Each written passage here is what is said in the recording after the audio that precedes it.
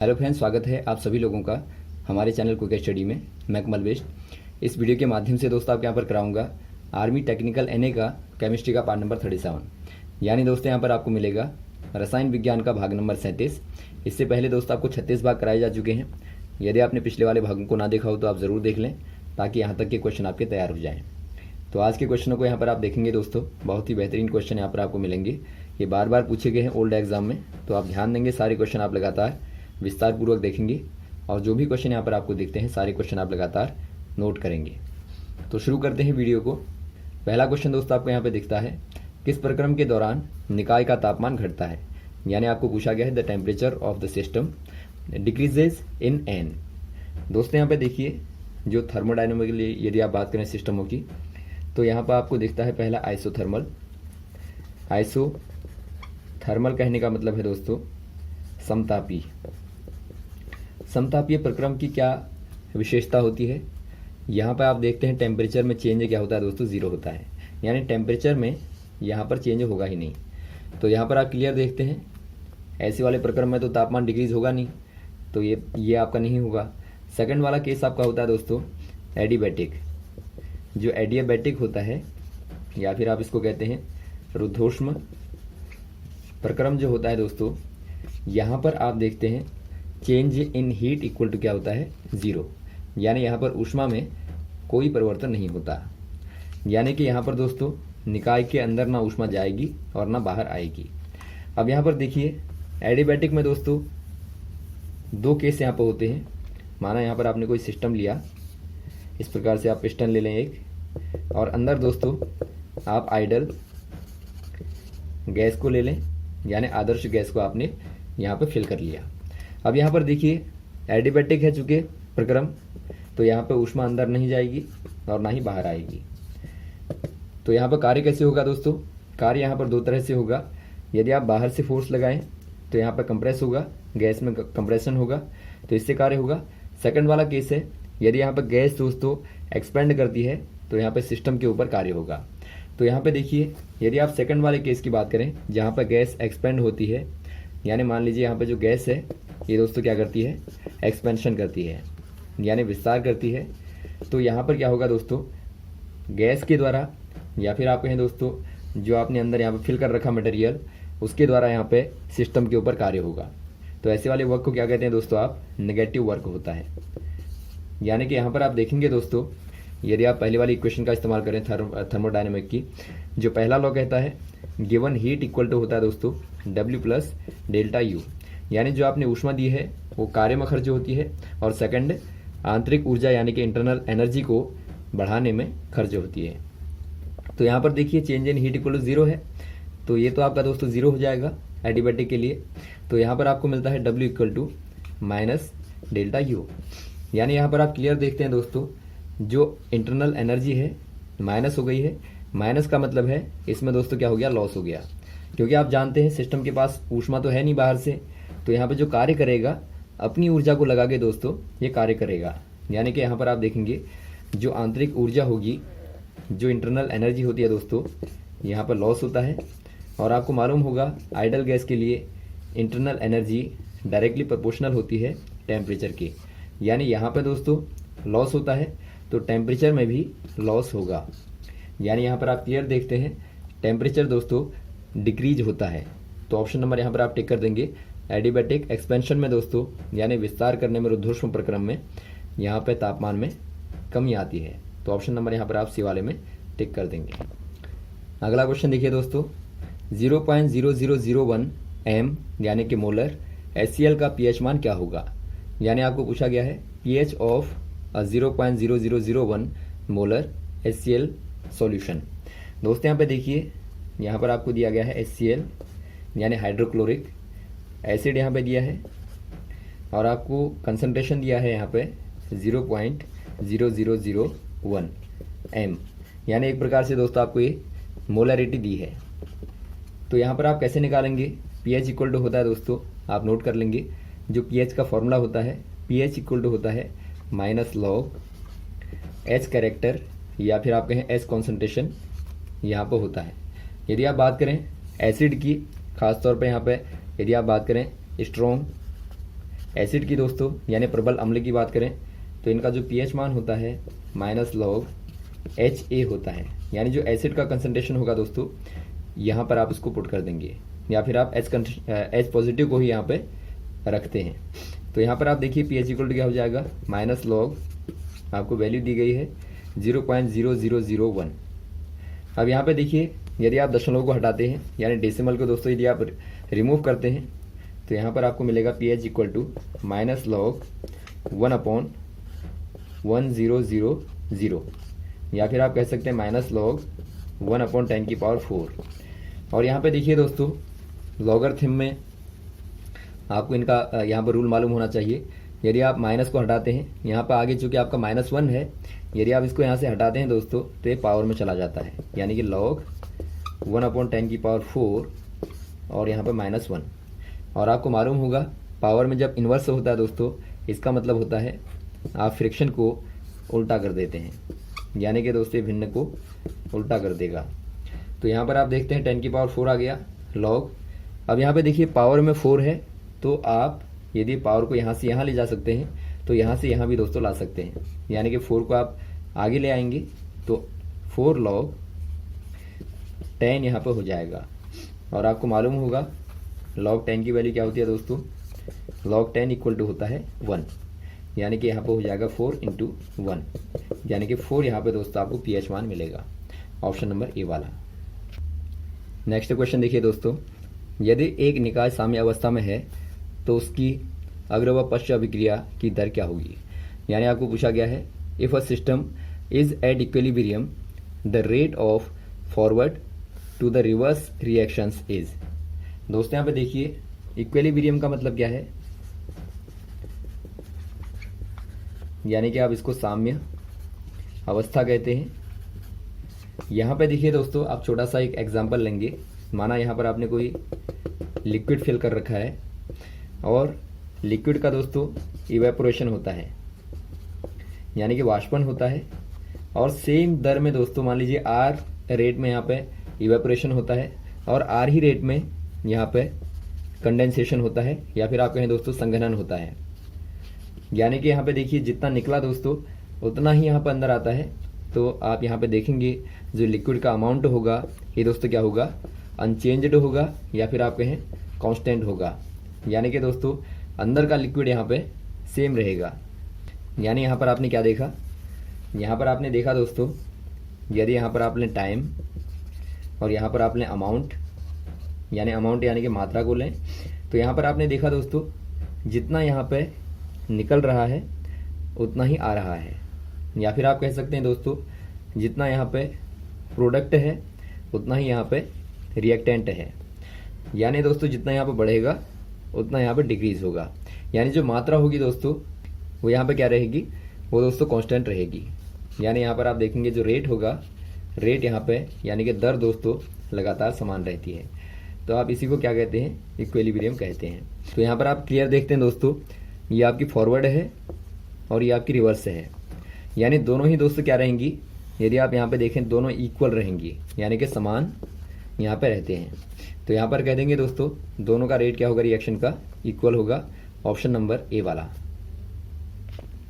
अगला क्वेश्चन देखिए दोस्तों, BaXeO6 में जिनोन की ऑक्सीकरण संख्या आपको बतानी है। यानी कि आपको पूछा गया है the oxidation number of xenon in Ba यानी बेरियम जिनोन, और यहाँ पे दोस्तों आपको O6 दिया है। तो यहाँ पे आपको यदि ऑक्सीडेशन निकालना होगा दोस्तों जिनोन का, तो आप यहाँ पे मान लेंगे let oxidation of xenon equal to X मान लेंगे। और बेरियम का आपको मालूम होगा, यदि आप बेरियम का कन्फिगरेशन देखें दोस्तों तो यहाँ पर आपका होता है जिनोन और 6s2, यानी यहाँ पर आप देखते हैं बेरियम के पास में 2 एक्स्ट्रा इलेक्ट्रॉन होते हैं, तो +2 यहाँ पे बेरियम की ऑक्सीडेशन नंबर हो जाएगा। वैसे ही आप बात करें दोस्तों O का, तो O आप जानते हैं 8 होता है एटॉमिक नंबर, तो कन्फिगरेशन करेंगे 1s2 2s2 और 2p4, यानी p4 कहने का मतलब है P में दोस्तों यदि आप 4 को फिल करें तो यहाँ पर आप देखेंगे 2 दोस्तों यहाँ पे अनपेयर्ड इलेक्ट्रॉन है, यानी कि दोनों की यहाँ पर रिक्वायर्ड है। तो यहाँ पर आप रिक्वायर्ड के लिए -2 ऑक्सीडेशन नंबर मान लेंगे, तो O का दोस्तों क्या हो जाएगा -2। तो यहाँ पर आप क्या करेंगे, सिंपल आप वैल्यूज़ को पुट कर देंगे। BaXeO6 है, Ba के स्थान पर आप रखेंगे प्लस का 2 और जिनोन को दोस्तों आप x मान लेंगे और प्लस बीच में आपको प्लस का साइन लगाना है, ध्यान देंगे आप। यहाँ पर दोस्तों आपका 6 लिखा है तो आप 6 आगे यहाँ पर मल्टीपल कर देंगे, मल्टीप्लाई कर देंगे, -2 = 0। आप 0 क्यों करते हैं दोस्तों, जो टोटल ऑक्सीडेशन नंबर होता है किसी भी कंपाउंड का वो दोस्तों आपका 0 होता है। यदि आपका यहाँ पर आयन लगा होगा तो वहाँ पर दोस्तों आप यहाँ पर आयन को लिखेंगे। तो यहाँ पर देखिए आप इसको यहाँ पर सॉल्व कर देंगे तो x = होगा 12 - 2 यानी कि 10। तो यहाँ पर आप देखते हैं दोस्तों जिनोन की जो यहाँ पर ऑक्सीकरण संख्या है या फिर आप कहें ऑक्सीडेशन नंबर है वो आपका प्लस का 10 हो जाएगा। तो यहाँ पर आप देखते हैं ऑप्शन नंबर डी वाला आपको दिया है 10, तो 10 में आप टिक करेंगे। अगला क्वेश्चन देखिए दोस्तों, जैव अपघटित प्रदूषक है, यानी आपको बताना है विच इज़ बायोडिग्रेडेबल पॉल्यूटेंट। दोस्तों यहाँ पे देखिए बायोडिग्रेडेबल पॉल्यूटेंट क्या होते हैं, यानी आप इनको कहते हैं दोस्तों जो जैव अपघटनीय होते हैं। यानी दोस्तों यहाँ पर जैव नेचर के द्वारा जिनको दोबारा से नेचर में दोबारा से मिलाया जा सकता है, ऐसे वाले जो पॉल्यूटेंट होते हैं इनको दोस्तों आप बायोडिग्रेडेबल कहते हैं।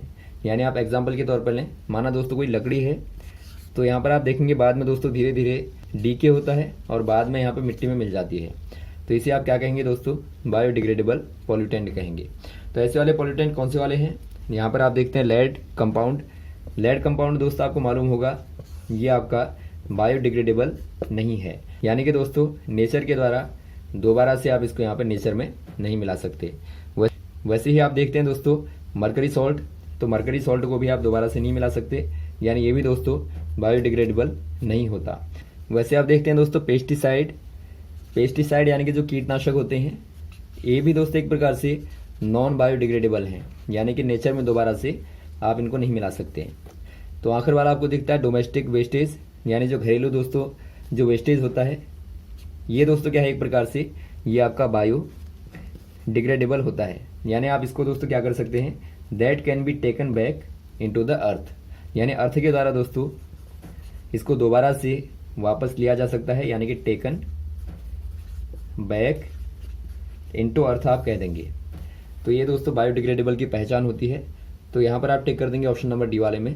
और ये सारे दोस्तों क्या होते हैं, ये आपके हार्मफुल होते हैं, यानी कि दोस्तों हानिकारक होते हैं, क्योंकि इनको दोबारा से आप नेचर में नहीं मिला सकते। वैसे आप पॉलीथीन को देखते हैं, जो पॉलीथीन होती है प्लास्टिक होता है वो भी दोस्तों एक प्रकार से नॉन बायोडिग्रेडेबल होता है। अगला क्वेश्चन देखिए दोस्तों, निम्न में कौन रिडॉक्स अभिक्रिया होगी, यानी आपको पूछा गया है which of the following is redox reaction. दोस्तों यहाँ पे देखिए जो रिडॉक्स रिएक्शन होती है, यानी आप इसको कहते हैं दोस्तों एक प्रकार से अपचय उपचय। यानी कि आप यहाँ पे देखते हैं दोस्तों री का मतलब है रिडक्शन, ओ एक्स का मतलब है ऑक्सीडेशन, यानी यहाँ पे दोनों ही दोस्तों रिएक्शन आपको देखने को मिलेंगी। यानी आप यहाँ पे कह देंगे ऐसी वाली रिएक्शन जहाँ पे ऑक्सीडेशन और रिडक्शन दोनों होंगे, आप उसी को रिडॉक्स रिएक्शन कहते हैं। एग्जाम्पल के तौर पर आप देखेंगे, माना A + B = दोस्तों C + D बनता है। माना दोस्तों यहाँ पे A का ऑक्सीडेशन होता है और B का रिडक्शन होता है, तो आप ऐसी वाली इक्वेशन को रिडॉक्स रिएक्शन कह देंगे। एग्जाम्पल के तौर पर यहाँ पर आप ले सकते हैं CuO + H2 कर दें, तो यहाँ पर आप देखेंगे दोस्तों Cu+ आपको मिलेगा H2O, यानी कि यहाँ पर आप क्लियर देखते हैं Cu का दोस्तों क्या हो गया, रिडक्शन हो गया, अपचयन हो गया, और H2 का क्या हो गया, यहाँ पे ऑक्सीडेशन हो गया, यानी कि ऑक्सीकरण हो गया। तो यह एक प्रकार से रिडॉक्स रिएक्शन का एग्जाम्पल है। तो यहाँ पर आप टिक कर देंगे ऑप्शन नंबर बी वाले में, बोथ ऑक्सीडेशन एंड रिडक्शन। अगला क्वेश्चन देखिए दोस्तों, निम्न में कौन एक क्रियात्मक समूह नहीं है, यानी आपको बताना है which is not a functional group. दोस्तों यहाँ पे फंक्शनल ग्रुप को आप समझेंगे। फंक्शनल ग्रुप क्या होते हैं दोस्तों, यानी क्रियात्मक आप समूह बोलते हैं इनको, क्रियात्मक समूह। आपने देखा होगा दोस्तों कोई मॉलिक्यूल है यहाँ पर आपके पास में, और इसके साथ में आप एक यहाँ पे सब्स्टिट्यूएंट को जोड़ देते हैं, यानी आपने यहाँ पे एक ग्रुप को यहाँ पे ले लिया। और एक ग्रुप क्या करेगा दोस्तों, जो टोटल यहाँ पे कंपोजिशन है, यानी जो आपका पूरा यहाँ पे मॉलिक्यूल है, इसकी प्रॉपर्टी को दोस्तों एक प्रकार से कैरेक्टराइज करता है। यानी एक प्रकार से आपको विशेष प्रकार का यहाँ पर नेचर देखने को मिलेगा ड्यू टू दिस ग्रुप। और यहाँ पर आप देखेंगे दोस्तों, ये मॉलिक्यूल नंबर 1 है और मॉलिक्यूल नंबर 2 यहाँ पर आप लेंगे, यानी दूसरा अणु लेंगे और उसके साथ में भी दोस्तों आप सेम ग्रुप को ऐड कर दें, तो यहाँ पर आप देखेंगे दोनों की जो प्रॉपर्टी होंगी वो आपकी सिमिलर होंगी, यानी कि दोस्तों समान यहाँ पर होंगी। तो ऐसे वाले ग्रुपों को आप क्या कहते हैं दोस्तों? फंक्शनल ग्रुप कहते हैं। तो यहाँ पर देखिए आपको जो दिए गए हैं ऑप्शन में, पहला आपको दिया है हाइड्रोक्सिल ग्रुप। हाइड्रोक्सिल जो ग्रुप होता है दोस्तों, आप इसको कहते हैं OH, यानी आप इसको अल्कोहल भी कहते हैं, अल्कोहल ग्रुप। तो यहाँ पे दोस्तों यह एक प्रकार से ग्रुप है। सेकंड वाला आप देखते हैं बेंजीन ग्रुप। बेंजीन दोस्तों एक मॉलिक्यूल है, अणु है, ये कोई ग्रुप नहीं होता, यानी आप इसको यदि आप केमिकली लिखें तो C6H6 होता है, यानी आप कह देंगे बेंजीन ग्रुप दोस्तों नहीं होता। तो ऑप्शन नंबर बी वाला आपका राइट होगा। और थर्ड वाला आपको दिया है एल्डिहाइड ग्रुप। एल्डिहाइड दोस्तों आपका CHO होता है, यानी CHO को आप एल्डिहाइड ग्रुप कहते हैं। वैसे आप देखते हैं कार्बोक्सिलिक एसिड ग्रुप, यानी COOH वाला ग्रुप भी यहाँ पे होता है। तो यहाँ पर आपका सेकंड वाला नहीं होता, तो ऑप्शन नंबर बी वाले में आप टिक करेंगे। अगला क्वेश्चन देखिए दोस्तों, शुद्ध मीथेन तैयार की जाती है, यानी आपको बताना है pure methane can be prepared by. यदि आपको दोस्तों प्योर मीथेन को बनाना है, मीथेन मतलब दोस्तों CH4, आप इसको कैसे बनाएंगे? पहला आपको दिया गया है सोडा लाइम डीकार्बोक्सिलेशन, यानी कि सोडा लाइम का दोस्तों आपको क्या करना है? डीकार्बोक्सिलेशन करना है। तो यहाँ पर आप देख लेंगे रिएक्शन को। सोडा लाइम क्या होता है दोस्तों? सोडा लाइम कहने का मतलब है NaOH, यानी कास्टिक सोडा प्लस CaO, दोनों को मिलाएंगे तो इसी को दोस्तों आप सोडा लाइम कहते हैं। तो सोडा लाइम का आप यदि करें डिकार्बोक्सिलेशन, मान लीजिए दोस्तों यहाँ पर आप कोई कार्बोक्सिलिक एसिड को ले लें, RCOOH को आप यहाँ पे ले लें, और इसका दोस्तों आप यहाँ पे क्या कर दें?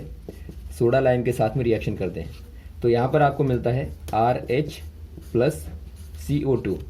यदि आप दोस्तों यहाँ पर R को, जो कि एक प्रकार से एल्केनों को दिखाता है, R को यदि आप दोस्तों CH3 ले लें, तो यहाँ पर आप देखते हैं RH मतलब क्या होगा? CH4 होगा। यानी दोस्तों यहाँ से आप क्या प्रिपेयर करते हैं? प्योर मीथेन को प्रिपेयर करते हैं। तो पहला वाला ऑप्शन आपका राइट हो जाएगा। वैसे आपको सेकंड वाली रिएक्शन, थर्ड वाली रिएक्शन भी दोस्तों बार बार एग्जाम में पूछी जाती हैं, तो यहाँ पर आप ध्यान देंगे जो कोल्बे रिएक्शन है, कोल्बेज रिएक्शन के द्वारा दोस्तों यहाँ पर हाइड्रोकार्बन बनते हैं, लेकिन यहाँ पे ये दोस्तों आपके सिमेट्रिक फॉर्म में बनते हैं। सिमेट्रिक कहने का मतलब है 2 या 4 या 6 कार्बन दोस्तों यहाँ पर आपको मिलेंगे, या 8, यानी आपको पेयर में यहाँ पे कार्बन मिलते हैं। वैसे आप बात करें वुड्स रिएक्शन की, तो वुड्स रिएक्शन के द्वारा भी दोस्तों एक प्रकार से आपको यहाँ पर सिमेट्रिक हाइड्रोकार्बन ही मिलते हैं, यानी इनके द्वारा दोस्तों मीथेन का प्रिपरेशन नहीं होगा या C3H6 का प्रिपरेशन नहीं होगा, यानी जो भी दोस्तों आपके असिमेट्री वाले होंगे उनका प्रिपरेशन दोनों के द्वारा नहीं होता। ये क्वेश्चन बार बार पूछा जाता है, तो आप ध्यान देंगे। वैसे आप बात करें रिडक्शन विद H2, यदि आप दोस्तों H2 के साथ में रिडक्शन करते हैं, यानी कि अपचयन करते हैं, यदि आप दोस्तों अनसैचुरेटेड कार्बन को करते हैं, तो ये दोस्तों आपका कन्वर्ट हो जाता है सैचुरेटेड कार्बन में, यानी H के साथ में रिडक्शन करने में ये आपका सैचुरेटेड में कन्वर्ट हो जाएगा, क्योंकि दोस्तों यहाँ पे H यहाँ पे ऐड हो जाता है। वैसे आप अनसैचुरेटेड ऑक्सीजन के साथ में रिएक्शन करते हैं तो अल्कोहल में कन्वर्ट हो जाएगा। वैसे आप अनसैचुरेटेड नाइट्रोजन के साथ में रिएक्शन करेंगे दोस्तों H2 की, तो ये आपका एमीन में कन्वर्ट हो जाता है। तो यहाँ पर आपका ऑप्शन नंबर ए वाला हो जाएगा। तो यहाँ तक दोस्तों आप क्वेश्चन को तैयार कर लें। उम्मीद है आपको क्वेश्चन अच्छे लगे होंगे। यदि आपको कोई कन्फ्यूजन हो दोस्तों आप कमेंट बॉक्स में कमेंट कर सकते हैं, और यदि आपको वीडियो पसंद आया हो तो आप ज़रूर लाइक करें, शेयर करें। Okay, thanks. जय हिंद, जय भारत।